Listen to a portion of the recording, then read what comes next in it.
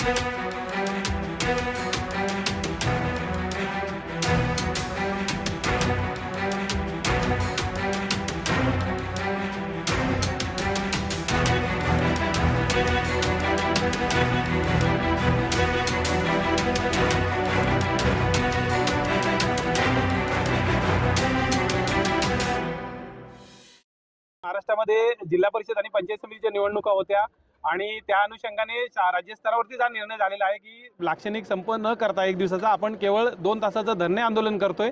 त्यानुसार आपण हे धरणे आंदोलन या ठिकाणी केलेलं आहे। सर्वांना नमस्कार, मी दिनेश सिनकर, अध्यक्ष जिल्हा परिषद कर्मचारी महासंघ रत्नागिरी। आज आपल्या सगळ्यांना माहिती आहे की 4 श्रमसंहिता, PFRDA कायदा रद्द करणे आणि इतर संविधानिक हक्काच्या मागण्यांबाबत आज देशव्यापी संपाचं नियोजन आहे। परंतु राज्याच्या स्तरावरच्या सूचनांप्रमाणे आज आपण या ठिकाणी 11 ते 1 या वेळामध्ये धरणे आंदोलन केलेलं आहे।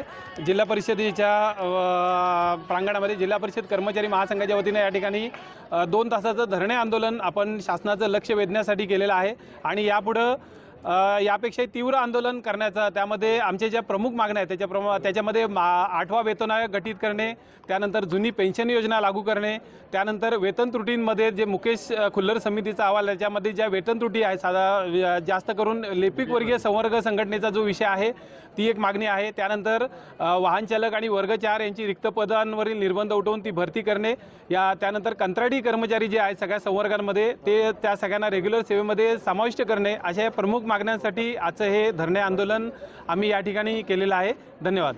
त्या अगोदर पण तुमचं आंदोलन झालं होतं, तीव्र आंदोलन झालं होतं, तुम्ही पदयात्रा पण त्यावेळेला केली होती, त्याचं सरकारकडून काय उत्तर मिळालं का? नाही, वेळोवेळी शासनाकडे या मागण्या, आमच्या प्रलंबित मागण्यांची सनद आहे, परंतु शासनाने आम्हाला चर्चेसाठी बोलवण्याची सुद्धा तसदी आतापर्यंत घेतलेली नाही आणि ती सुद्धा मागणी जी आहे की वेगवेगळ्या संवर्ग संघटनांच्या ज्या मागण्या आहेत त्याची चर्चा तरी निदान शासनाने घडवून आणावी अशी मागणी आपण या निवेदनाद्वारे शासनाकडे केलेली आहे। किती कर्मचारी सहभागी झाले?